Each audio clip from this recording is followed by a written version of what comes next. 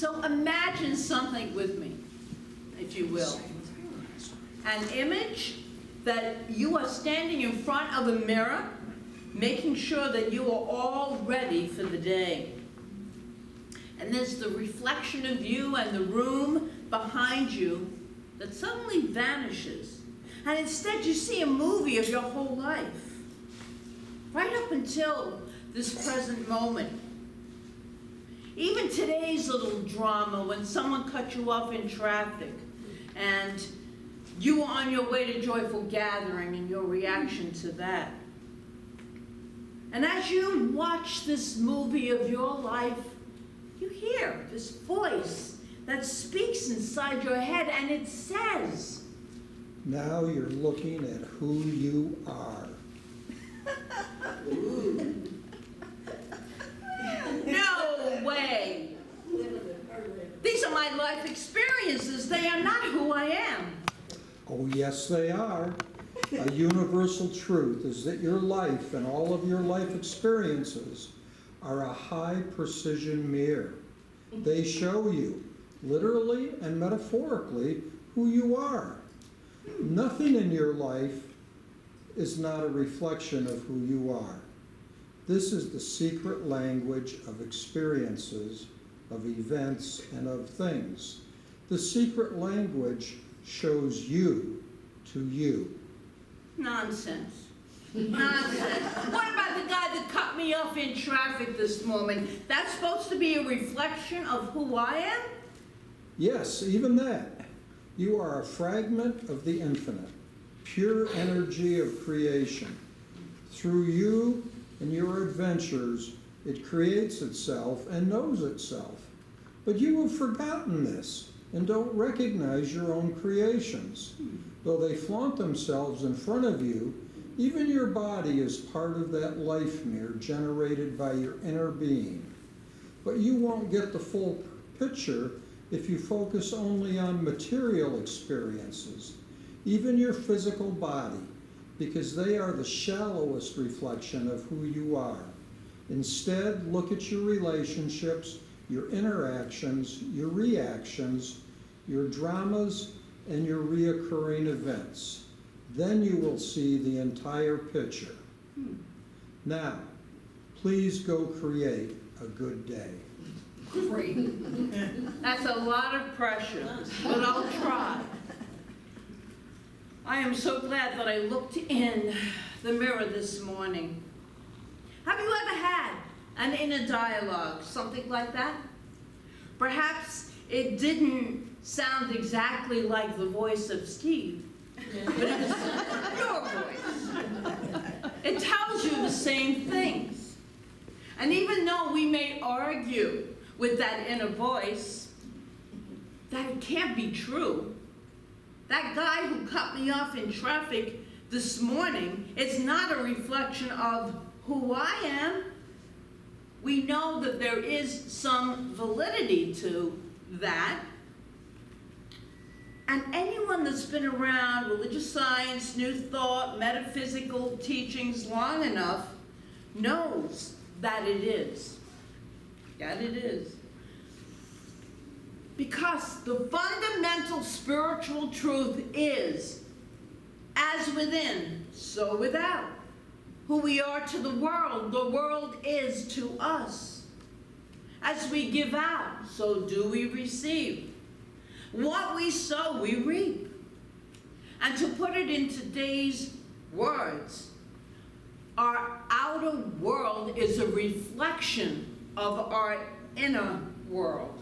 What is going on within us that we're not even aware of, like that voice. So we look at the outer world and know that it is a reflection of what is going on inside, even if we're kicking and screaming about it not being so. And we want to have different experiences that are more heartfelt, more connected, more joyful, more abundant, healthy, all of those wonderful qualities that we talk about. But there seems to be someone that's always cutting us off, or things don't go as we plan. And That is because saying our lives is a reflection of who we are is not exactly accurate. Not exactly. In one sense, it is true. But there's something that is more critically important. This morning I want to discuss that with you, to get the whole entire picture. I want us to explore the idea that our lives are a reflection of who we think we are. Author Anais Nin wrote, "You do not see the world as it is. You see it as you are." And modern physics, this is really great. Modern physics is on the brink, if not truly in the middle of, or knows it, of agreeing with this statement. The scientists have discovered that the mirror of our own minds inside the atom, where the existence and behavior of particles depend on the intent of the scientist, which means that the scientist who is looking at that particle is affecting that particle itself. Inside of the atom of all life is all energy. We know this. It's all energy. Einstein saw these implications in the 50s, and he was not pleased. In fact, he lamented. I like to think that the moon is there, even if I can't see it. Things are there, but it's in our perception, in our owning, in our vision of it. That's where the experience comes out. When science is done with atom smashing, which it's doing, it will know that the fundamental building block of the universe is thought. It's that space in the middle of the subatomic particles of all energy is thought, is consciousness, leaving a physical signature, and that we don't always recognize as our own. It's as if we throw out boomerangs and then we forget we threw them out, and then they come back to us. And we look around and wonder where the heck that came from. So to keep throwing boomerangs, some returning to bring us great pleasure and great joy in life, and others to bring us pain. This is a parable from the wisdom of the Sufis, and it speaks to this point beautifully. One day, a stranger enters the village seeking out the local Sufi master for advice, and he says, "I'm thinking of moving to this village. What can you tell me about the people who live there?" And the Sufi master replies, "What can you tell me about the people from where you are moving from?" "Ah," said the visitor angrily, "they are terrible, terrible people. They are robbers and cheats and liars. They stab you in the back." "Well now," said the Sufi master, "that's a coincidence, because that's what the people are like in this village." So the man departs the village and is never seen there again. And soon another stranger wanders into the village and seeks out the Sufi master. And he asks him, "I'm thinking of moving here to this village. Can you tell me what the people are like?"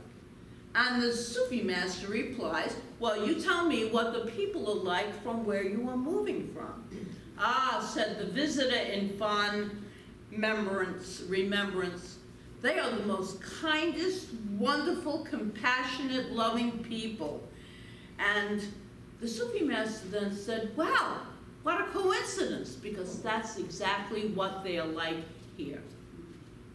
Wherever you go, you bring yourself with you. Wherever you go, okay? There you are. It's the common denominator in all experiences in all life. We take our inner selves with us wherever we go, changing the external conditions, situations, circumstances It's like walking up to a movie screen and trying to change the movie on the screen from that place. Our world can only be changed from within, because that's where it's coming from. Just like the movie's coming from the projector. To change our inner world, we must welcome the gatekeeper of our own thoughts. Welcoming that which we create when we want to create what we truly desire. And reframing what we create that we don't want to desire. Because stuff happens in life that we don't particularly want to happen. We don't enjoy it. We take no responsibility for it. It's like tending to a garden. Do you nurture the vegetables or the weeds? What are you nurturing? Although I know people that nurture the weeds. But in this metaphor, yes, it's that voice that I heard inside my head. Plants, feeds the weeds. But that's not what we're talking about right here. We are talking about the weeds that we don't want in our lives. And this is such a beautiful passage from Ernest Holmes that I'd like you to take in this morning. It's from this thing called You. It is important that you maintain a strict censorship over your thinking. Just as you watch your garden, that foreign seeds shall not fall upon it, producing a growth of undesirable plants, so you must refuse entrance to any thought that you do not wish to see in manifestation in your life. Guard well the garden of your mind. It's God's garden of your soul. If the Garden of Eden wherein may grow your fondest memories and hopes blossoming into fulfillment, or you permit the weeds to choke out the beauty of hope until despair alone remains, watch carefully, then the garden of your soul. And he continues, plant there only seeds of happiness, joy, and peace, and goodwill. It may be necessary to cultivate. It may be necessary to cultivate your garden, to uproot the weeds, and to straighten out the rows, planting new seeds, new ideas, broader visions, deeper realizations of life. New aspirations must be bedded there, fertilized with the fervor of hope, the conviction of faith, and the beauty of wholeness. Watch your garden carefully, guard it patiently, awaiting a new harvest, for you shall sow. For what you sow, you shall reap. I am particularly moved this morning by the idea of new seeds, new thoughts, new ideas, broader visions, and deeper realizations of life. If we're not having that now, we need to look at what we are planting in our garden of our soul. What kind of thoughts are we planting? What seeds of thoughts are we planting? What do we want to experience, or what do we do? How about what do we do with an experience, whatever that is in our lives, that we really don't want to experience? It's how we respond to it, how we take that and use a new thought around it, how we look at it, the consciousness we come from when we experience it. Can we have new ideas, broader visions, and greater, deeper realizations with it? And here's what can happen in our lives. When we are expanding and growing, and this happens a lot, and things are going really well, and we're really uplifting our paradigm, which is our thoughts, our feelings, our emotions, all of that. Old habits of thinking and feeling will kick up a condition with us that'll bring us back to our thermostat of our emotions, back to what we call normal. What are we used to having our thermostat set at? Now, if it goes too high, we might be tempted to go and lower that thermostat down because this is not familiar. And here's what can happen in your life. Notice that you are being tempted to lower that frequency. We're energy beings, and we want to lower the frequency and interrupt it. And the moment we become aware of anything in life, the awareness is the key, we interrupt it. I interrupt this broadcast with a message from my soul. Great thing to say. Consciously choose to release the old paradigm by not being at all interested in the condition. Oh, easier said than done, yes? Yes. Unless there is, of course, a decision or an action to make. Of course, we make an aware, in a state of awareness, we make that decision. And if we don't worry about it, and the action will continue moving forward. Don't put that whole feeling and attitude of worry or doubt into it, knowing, and this is the great part, is to know that your highest good is always taking place, even when it doesn't feel like it. And it sounds to people who aren't familiar with these teachers like, we're a bunch of, I don't even know what to say, airy-fairy, whatever, get real. But this is the reality I want to experience, and you get to choose the reality you want to experience. So even when it doesn't look good, the highest good is always taking place. Absolutely, I believe that. So you see, everything in life is really a reflection of who you are. Actually, not quite. Life is a reflection of who we believe we are. Yes?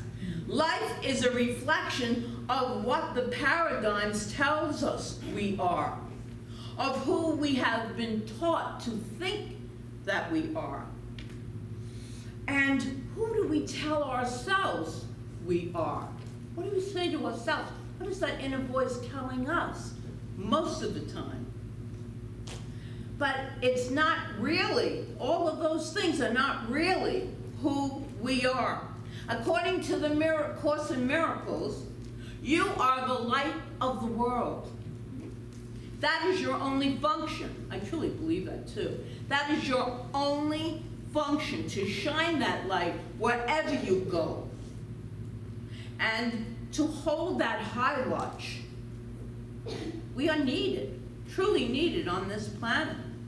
So I want us to take a little journey this morning to perhaps clear off some of the debris that is covering up who you are, or who you believe you are, and who you really are. I want us to really connect with who you really are and align with it, so that life will be a reflection of the light that is the truth of your being.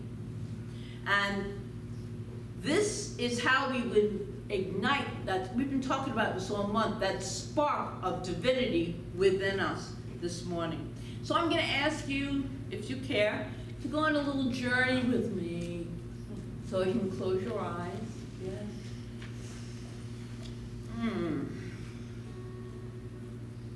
And ask you this question. If you were a brilliant jewel, what would you be? An emerald? Sapphire? Diamond? Amethyst? A pearl? A ruby? Spend some time envisioning the jewel. Size, shape, color, depth, brilliance.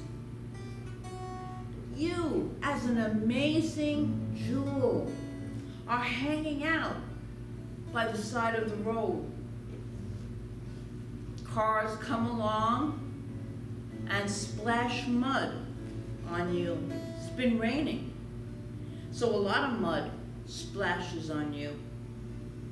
The wind picks up now, and the leaves and debris and grass stick to the mud.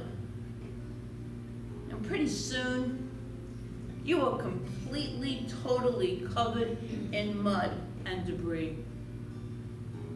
The jewel is nowhere to be seen. It is completely buried. It is still there, but not at all visible. Now you know you can't go walking around like this. I mean, what would people think? You being such a mess. So you decide the best thing to do would be to cover up this mess. So you find a paint store and you proceed to paint beautiful colors to make a lovely exterior. Very nice, very pleasing, quite acceptable. And you walk around with your lovely exterior. But the challenge is the only you that you remember is the mud and debris. You think that is the real you. And you know it's very, very unattractive, so you must keep it hidden. You have forgotten that under the debris is the real you, the actual you, the brilliant you, the you before the mud got slugged up on you and then covered with leaves and grass and twigs and all kinds of garbage. Hose it off. Just hose all of that off. And notice how exquisite and brilliant the gem is. More beautiful than you can ever remember. Now take that jewel in your hand right now. See yourself holding the gem. And however you want to do this, bring it to you.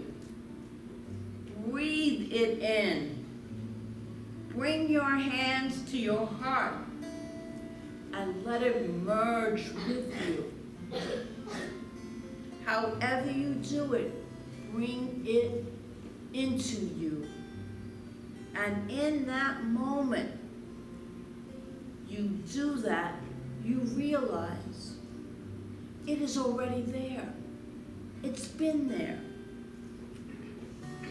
And in this way, you have ignited the spark of the divine in you. You have created an inner world that will reflect back to you an outer world of absolute radiance, love, and beauty. Just breathe all that in as we come back to the room and just know that we are beautiful, brilliant jewels. And it's time to allow that glorious jewel self, that brilliance, that radiance, that spark of divinity within us to shine on this planet right now. And so it is. So it is.